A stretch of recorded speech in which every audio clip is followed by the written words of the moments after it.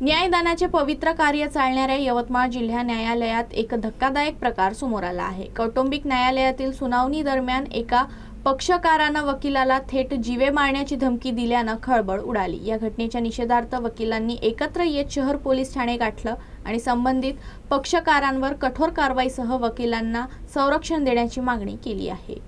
प्रसिद्ध विधिज्ञ ॲडव्होकेट तुषार देशपांडे हे कौटुंबिक हिंसाचाराच्या एका प्रकरणात मुलीच्या वतीनं काम पाहत आहेत। या प्रकरणातील आरोपी पक्षकार हा नागपूरचा रहिवासी आहे। संबंधित आरोपी न्यायालयात तारखेवर हजर होत नसल्यामुळे ॲडव्होकेट देशपांडे यांनी कायद्यानुसार त्याच्या विरोधात अटक वॉरंट काढण्याची मागणी न्यायालयाला केली होती। याच बाबीवर संताप अनावर झाल्यानं त्या पक्षकारानं भर न्यायालयात ॲडव्होकेट देशपांडे यांना जीवे मारण्याची धमकी दिली। तर दुपारी दुसऱ्या एका प्रकरणात ॲडव्होकेट जोग यांना देखील अशाच प्रकारे एका पक्षकारांना धमकावल्याची घटना घडली आहे। एकाच दिवशी दोन वकिलांना लक्ष्य करण्यात आल्यामुळे वकिलांमध्ये आता भीतीचं वातावरण आहे।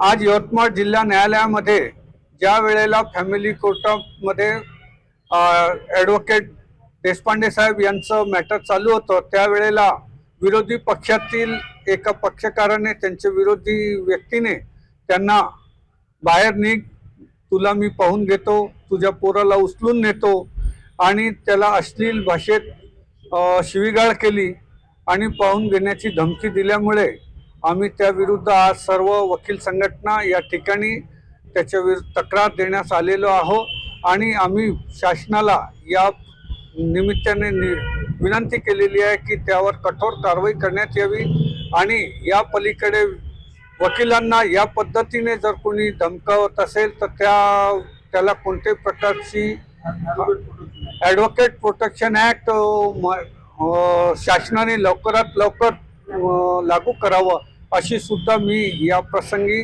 विनंती शासनाला करीत आहे।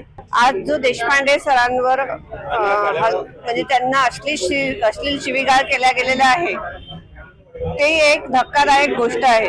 कारण आम्ही वकील लोक समाजामध्ये न्याय देण्याचं काम करतो आहे। जर आमच्यावर असे आम्हाला तशा धमक्या मिळायला लागल्या तर हे कठीण आहे। म्हणून आम्ही शासनाला विनंती करतो की लवकरात लवकर त्यांनी आमचा जो ॲडव्होकेट ॲक्ट आहे तो लागू करावा, आम्हाला ॲडव्होकेट लोकांना प्रोटेक्शन द्यावं, कारण ह्या दिवसेंदिवस धमक्या वाढत चाललेल्या आहेत।